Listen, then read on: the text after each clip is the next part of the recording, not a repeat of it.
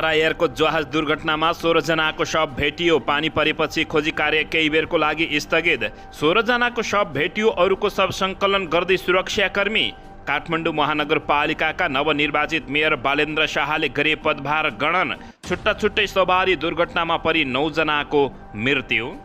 दुर्घटनामा परेको जहाज नेपाली आकाशमा सबैभन्दा पुरानो भएको खुलासा। तारा एयर दुर्घटनामा मृतकहरूप्रति श्रद्धाञ्जली सहित हवाई सेवा सुरक्षित बनाउन काङ्ग्रेसको माग।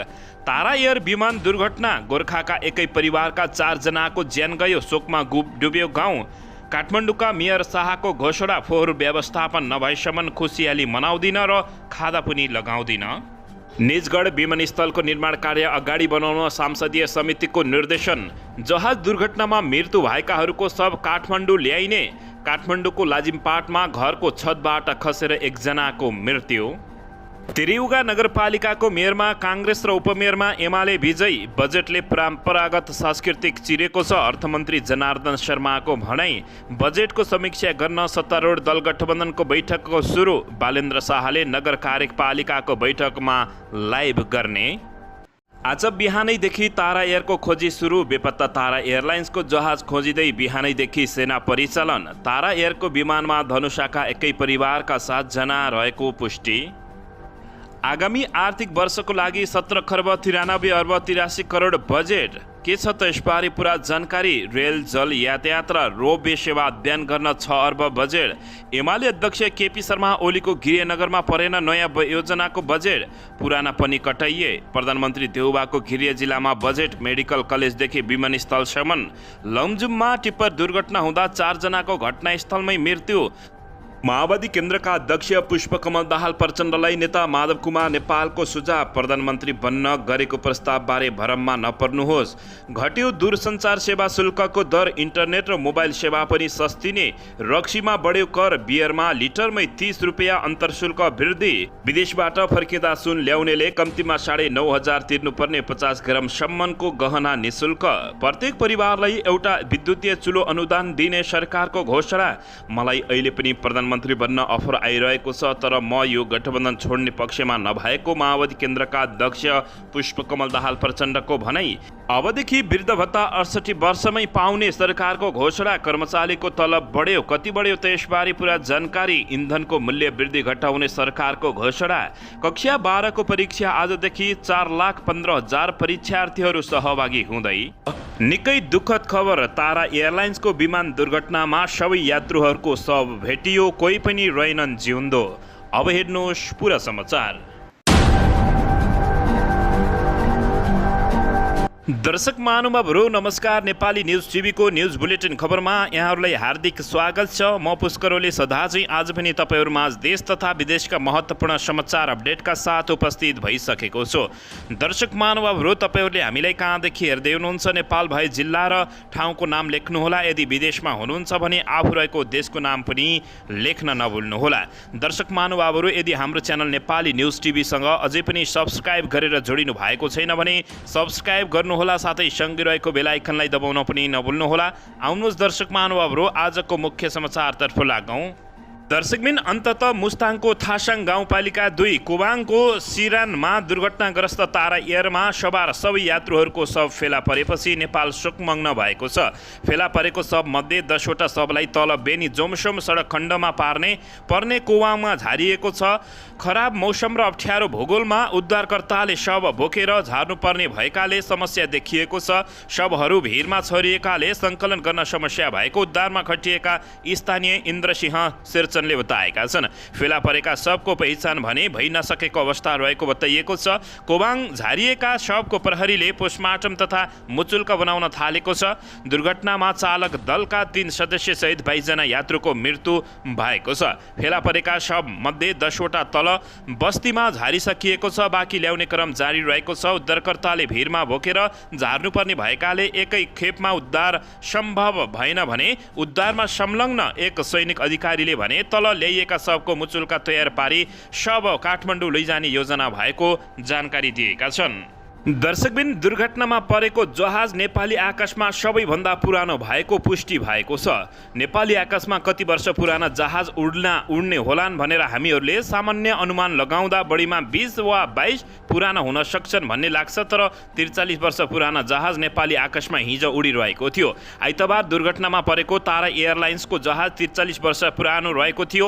अहिले पनि 40 वर्ष पुराना हेलिकप्टर नेपाली आकाशमा उडिरहेका छन्। दर्शकबिन, यी कम्पनीहरूलाई नेपालीहरूको ज्यानको माया छैन, मात्रै माया छ त पैसाहरूको। सन् 1979 मा बनेको तारा एयरको 9NAET जहाज आइतबार मुस्ताङको थुसाङमा दुर्घटनामा परेको हो। यो जहाजको विभिन्न देशमा गरी 8 पटक स्वामित्व परिवर्तन भइसकेको छ। यो जहाज बनेको 19 वर्षपछि नेपाल भित्रिएको थियो। तारा एयरले करिब 43 वर्ष पुरानो यो जहाजबाट नेपाली यात्रुहरूलाई दुर्गममा हवाई सेवा दिइरहेको थियो। दुर्गममा परेको जहाजमा चालक दलका 3 सदस्यसहित 22 जना यात्रु थिए। तीमध्ये दर्शक महानुभावहरू कोही पनि जीवित नरहेपछि नेपाली यति बेला निकै दुखित बनेका छन्। यस्तै तारा एयरलाइन्सकै सन् 1980 नोभेम्बर 14 मा निर्मित अर्को जहाज पनि यति बेला आकाशमै उडिरहेको छ। कम्पनीको 9NAEV दर्ता नम्बर रहेको उक्त जहाज पनि सञ्चालनमा रहेको नेपाल नागरिक उड्डयन प्राधिकरणको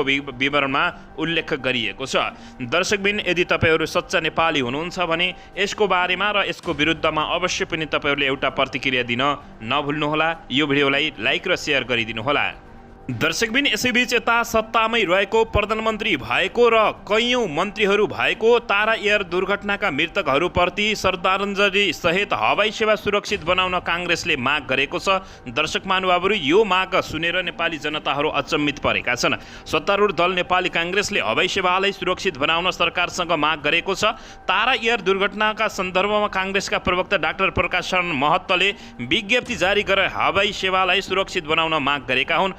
दर्शक महानुभावहरू, जनताले माग भने कोसँग गरेका हुन् भन्दाखेरि आफ्नै सरकारसँग अर्थात् प्रधानमन्त्री शेरबहादुर देउवा भएको सरकारसँगै काङ्ग्रेसले माग गरेको भन्दै कतिपयले आलोचना समेत गरेका छन्। प्रवक्ता महतको विज्ञप्तिमा भनिएको छ, नेपालको हवाई सेवालाई सुरक्षित बनाउन सम्भाव्य सबै उपाय अवलम्बन गर्न पर्ने पनि नेपाली काङ्ग्रेस नेपालसँग सरकार माग गर्दछ भन्दै बताएका छन्। काङ्ग्रेसले आइतबार मुस्ताङमा भएको दुःखद घटनाप्रति दुःखद व्यक्त गर्दै मृतक श्रद्धाञ्जली र परिवारमा संवेदना पनि प्रकट गरेको छ।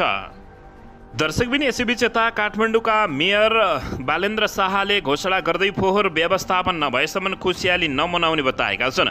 काठमाडौँ महानगरपालिकाका नवनिर्वाचित मेयर बालेन्द्र शाहले काठमाडौँको फोहोर व्यवस्थापन नभएसम्म जितको खुसियाली नमनाउने घोषणा गरेका छन्। सोमबार महानगरपालिकाको मेयरको शपथपछि पदभार ग्रहण गर्दै उनले यस्तो बताएका हुन्।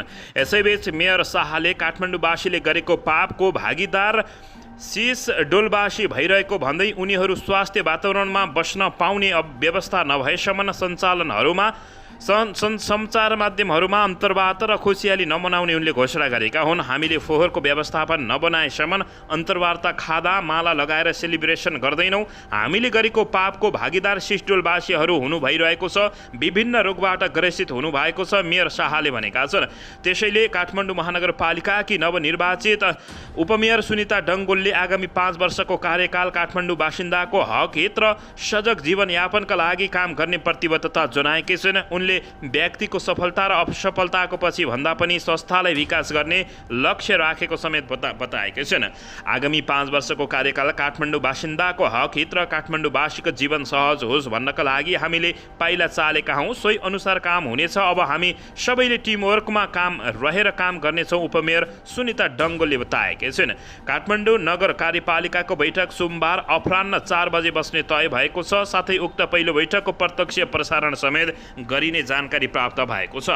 दर्शकबिन, यसैबीच यता आर्थिक वर्ष 2079-80 का लागि सरकारले आइतबार प्रस्तुत गरेको बजेटमाथि समीक्षात्मक छलफल गर्न सत्तारूढ दल गठबन्धनका दलहरूको बैठक सुरु भएको छ। बजेट लगायतका विषयमा छलफल गर्ने गरी प्रधानमन्त्री निवास बालुवाटारमा सत्तारूढ दल गठबन्धनका 5 दलको बैठक सुरु भएको प्रधानमन्त्री शेरबहादुर देउवाका प्रेस सल्लाहकार गोविन्द परिवारले जानकारी दिएका छन्। दिउँसो 3 बजेदेखि सुरु भएको हो।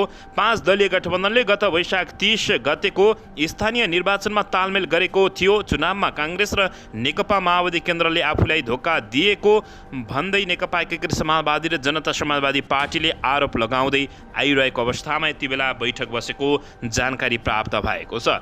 उता भने बजेटले परम्परागत सांस्कृतिक चिरेको छ भन्दै अर्थमन्त्री जनार्दन शर्माले अभिव्यक्ति दिएका छन्। दर्शकबिन यसैबीच यता सरकारले आइतबार भएको तारा एयरलाइन्सको विमान दुर्घटनाको कारण पत्ता लगाउन 5 सदस्यीय आयोग गठन गरेको छ। सांस्कृतिक पर्यटन तथा नागरिक उड्डयन मन्त्रालयले वरिष्ठ एरोनटिकल इन्जिनियर रतिब चन्द्र लाल सुमन अध्यक्ष तथा दुर्घटना जाँच इन्चार्ज रहने गरी आयोग गठन गरेको जानकारी प्राप्त भएको छ। आयोगका सदस्यमा क्याप्टेन दिपु ज्वारचन, वरिष्ठ मेनिटेन्ट इन्जिनियर उपेन्द्र लाल श्रेष्ठ, वरिष्ठ मौसमवेद मणि रत्न साक्य र मन्त्रालयका प्राविधिक सहसचिव बुद्धिसागर लामिछाने रहेका छन्।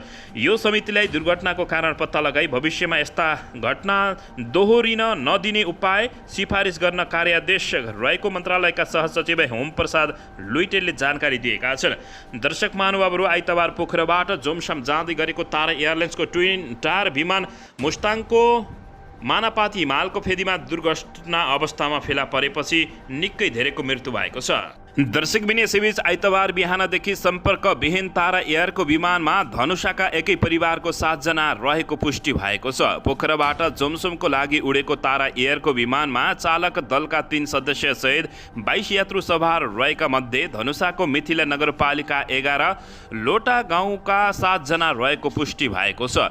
विमानमा राजकुमार गोले, बुबा इन्द्रबहादुर गोले, आमा राममाया तामाङ, काका पुरुषोत्तम गोले, काकी तुलसीदेवी तामाङ, मामा मकरबहादुर तामाङ र माइजू सुकुमाया तामाङ रहेको परिवारले पुष्टि गरेको छ।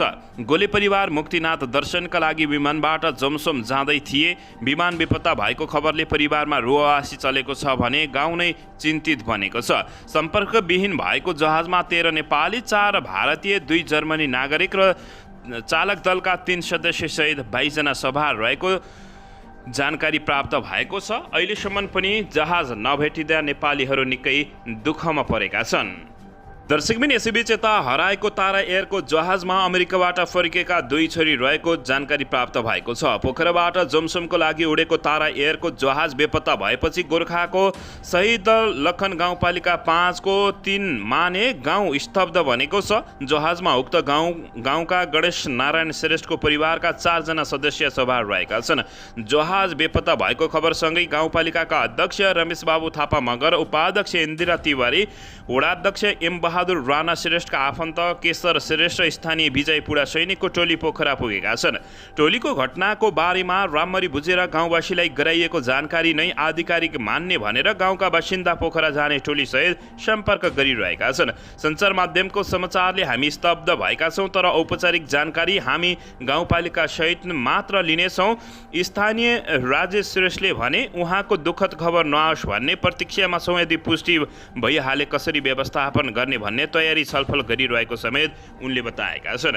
सोही जहाजको टिकट काटेको र जहाज चढ्नु अघि अमेरिकामा रहेका छोरासहित सम्पर्क भएको आधारमा श्रेष्ठ परिवार उक्त जहाजमा रहेको पुष्टि भएको गाउँपालिकाका अध्यक्ष थापाले बताएका छन्।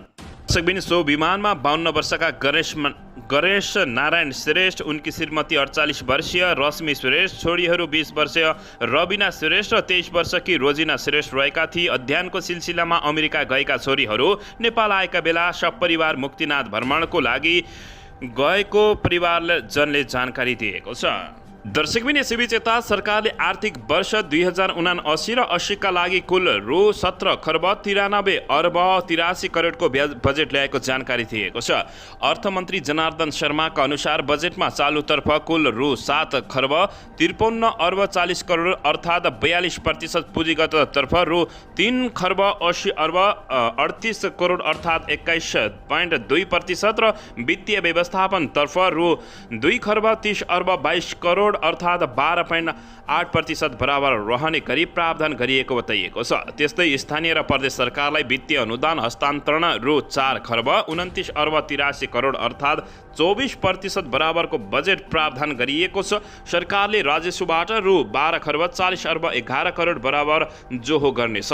यस्तै वैदेशिक अनुदानबाट रु 55 अर्ब 46 करोड, वैदेशिक ऋणबाट रु 2 खर्ब 42 करोड अर्ब 26 करोड र आन्तरिक ऋणबाट रु 2 खर्ब 56 अर्ब बराबरको आन्तरिक ऋणबाट जोहो जुट्ने जानकारी प्राप्त भएको छ। सरकारले चालु आवमा रु 16 खर्ब 47 अर्ब 57 करोड बराबरको बजेट प्रस्तुत गरेको थियो।